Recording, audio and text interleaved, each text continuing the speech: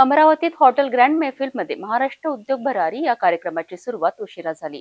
या कार्यक्रमात मंत्री उदय सामंत आणि आमदार रवी राणा हे उपस्थित होते। कार्यक्रमाच्या सुरुवातीला जय जय महाराष्ट्र माझा या गीताने वातावरणात उत्साह निर्माण झाला। महाराष्ट्र उद्योग भरारी हा कार्यक्रम 100वर महिलांच्या उपस्थितीत पार पडला, परंतु सुरुवातीच्या सोहळ्यात काही समस्या उपस्थित होत्या। या कार्यक्रमाची सुरुवात जय जय महाराष्ट्र माझा या गीताने झाली, ज्यामुळे उपस्थितांना प्रेरणा मिळाली।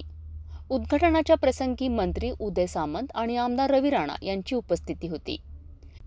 दीप प्रज्वलनाने कार्यक्रमाचे औपचारिक उद्घाटन करण्यात आले आणि मंत्री सामंत तसेच आमदार रवी राणा यांचे पुष्पगुच्छ देऊन स्वागत करण्यात आले। परंतु विभागीय स्तरावर आयोजित केलेल्या या कार्यक्रमात शेकडो महिलांना बसण्यासाठी खुर्च्यांची व्यवस्था कमी असल्यामुळे काही अडचणी निर्माण झाल्यात। उपस्थित महिलांनी या समस्येकडे लक्ष वेधले। अशा परिस्थितीतही कार्यक्रमाचे आयोजन उत्साही वातावरणात पार पडले, ज्यामुळे उद्योजकतेच्या दिशेने एक सकारात्मक संदेश मिळालाय। या कार्यक्रमाचे उद्दिष्ट महाराष्ट्रातील महिला उद्योजकतेला प्रोत्साहन देणे आहे। आपण या उद्योग विभागामध्ये मध्येच मुख्यमंत्री माझी लाडकी बहीण योजना कुठून आली असा काही लोकांच्या मनामध्ये प्रश्न येईल, किंवा तुमच्या मनामध्ये प्रश्न जरी नाही आला तर उद्या मुंबईला कोणतरी पत्रकार परिषद घेईल। पण ही जाणीवपूर्वक योजना उद्योग विभागामार्फत आपल्याला दाखवली जाते।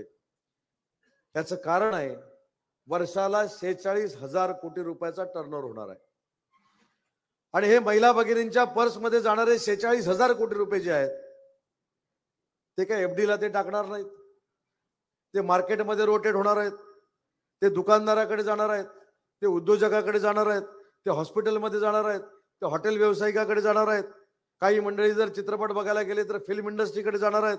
त्याच्यामुळे हे 46,000 कोटी रुपये जे आहेत ते मार्केटमध्ये येणार आहेत आणि जे नरेंद्र मोदी साहेबांचं स्वप्न आहे की देशाची आर्थिक व्यवस्था ही $5 ट्रिलियन पर्यंत न्यायची, आमचं स्वप्न आहे की त्याच्यातली $1 ट्रिलियन ही महाराष्ट्रातली असली पाहिजे, त्याच्यासाठी योगदान देणारी ही स्कीम आहे।